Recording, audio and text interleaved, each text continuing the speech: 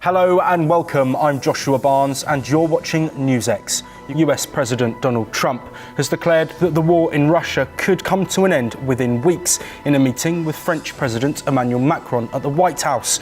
Macron sought to persuade Trump to stick by Ukraine, insisting that Ukraine must be involved in talks with Moscow in regards to ending the war. Meanwhile, at the UN, the US has sided with Russia, highlighting the Trump administration's change of stance on the war.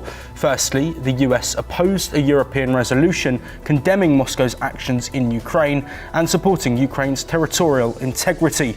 Secondly, the US drafted and voted on a resolution at the UNSC, which called for an end to the conflict but contained no criticism of Russia.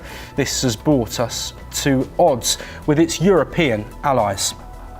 Joining us to discuss this topic, we have a few very interesting guests, starting off with Dr. Sergei Dvorianov, who is a Director of Communication at the BCMF BRICS Culture Media Forum, who's joining us from Moscow in Russia. And the feeling that Vladimir Putin must be having right now to see the US voting with them alongside countries like North Korea and other allies of Russia.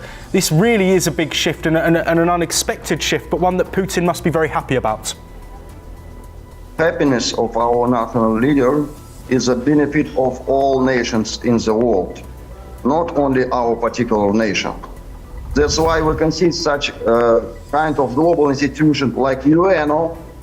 Right now, they come into the real dialogue between different nations. We are living a very interesting time. We can mark this era right on, because you can imagine that, for example, if you start your election to be a president of USA and somebody put some criminal investigation and try to put you to prison, then try to kill you, what you'll feel.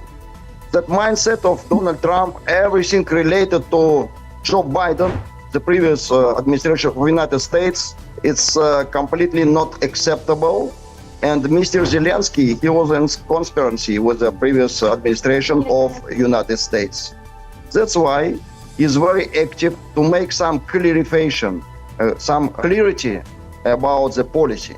Right now is a real dialogue between East and West. That is a new era. We're coming to a new era. And we should transform and reform United Nations.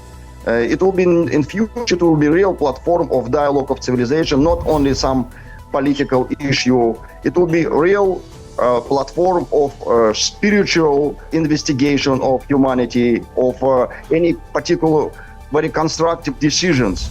I'm very optimistic that right now we can see that a new, very responsible President of the United States start new era of humanity. Dr. Dvorianov, looking at any potential ceasefire deal, I know we've spoken about this topic before on this show, but for our audience that may have missed that, can you just reiterate what it is that Russia is really looking for in getting over the line with any potential ceasefire or peace deal with Ukraine? Right now we can see that not only current situation inside Ukraine, but all situation inside all Europe continent. It's a very big embarrassment. And I agree with our national leader, Vladimir Putin, who told that Mr. Zelensky becoming a toxic figure. Right now, even Donald Trump, always best support of conflict of civilization, America, refuse to support in increased violence, which is good because we right now, all our global civilization in permanently situation where will always increase violence, conflict zone. We should stop. We should take care about future generations.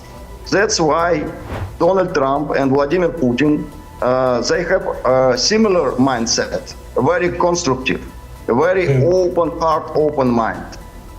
And of course, Russia doing well. I am not agree with this definition, Russian invasion to Ukraine. It's a special operation.